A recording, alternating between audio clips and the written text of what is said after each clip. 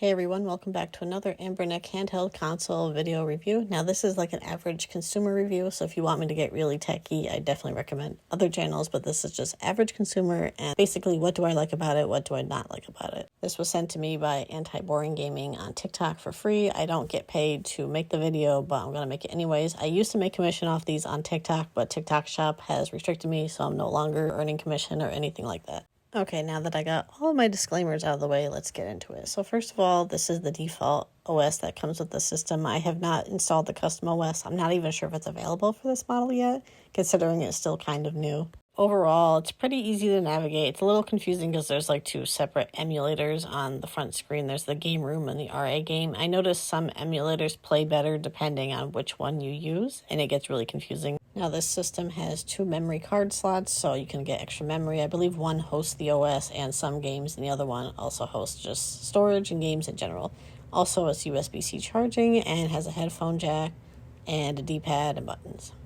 There are no joysticks. There are 4 shoulder buttons. First, in the game room section of the menu, these are all the emulators that come on that. Play better when you launch from this section, and overall it's pretty cool. Now, I personally mostly just play Game Boy games on this device specifically, but I have played a little bit of NES and a little bit of just Super Nintendo, and those run pretty well as well. Now, from the main menu, when you launch the RA games, I noticed there's different emulators here, and one of the newer ones you can find is Nintendo DS. Now, obviously, that's one of my favorite systems. However, I don't see it too playable on this device as it's only one screen, and normally when these type of devices do have joysticks, that acts as the virtual stylus on the DS, but here obviously we don't have those, so I'm not really sure how to use the virtual stylus. I haven't been able to figure it out yet, but the game does appear, even though it's so small, it's still very clear to play, and you can also mess with the different settings and choose if you want to play vertically or horizontally. But overall, I don't really recommend this device specifically for DS games.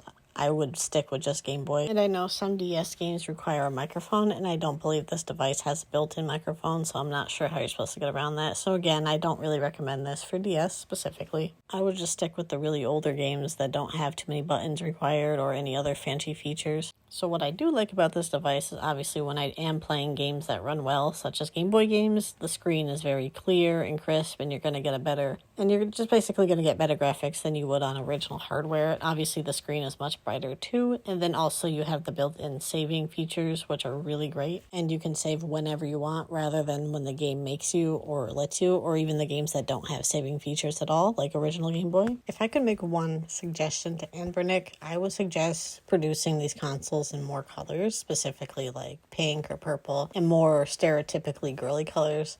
Now, obviously, I understand not every woman's going to like these colors, but I do think if they were to produce more colors with these systems, they could reach more women as a target audience, because I've noticed in my videos specifically, whenever I post like an Anbernic or emulation device video, it's 100% male audience.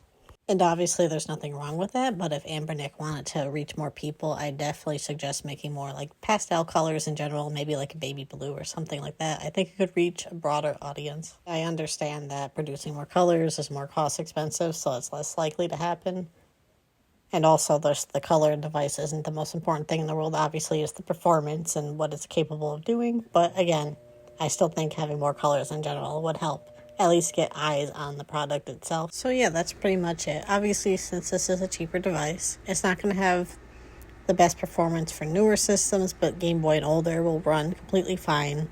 And like I said, I'm not really going to get too much into performance, considering I'm pretty sure this device is already outdated or something like that. They've come out with newer models since then, and other channels have covered this already, so I definitely recommend other channels for a very in-depth review if that's what you're looking for. One more thing I forgot to mention, in the box you do get a charging cable, you get a protective carrying case. It's very basic and bland, but it works. And also you get a screen protector. Now, the device in my video does not have a screen protector because I dropped mine and it stuck to the carpet and got really dirty, so I just threw it out. But you do get a screen protector, and I recommend not dropping it on the carpet. And thank you so much for watching, and I'll see you in the next one. Bye-bye.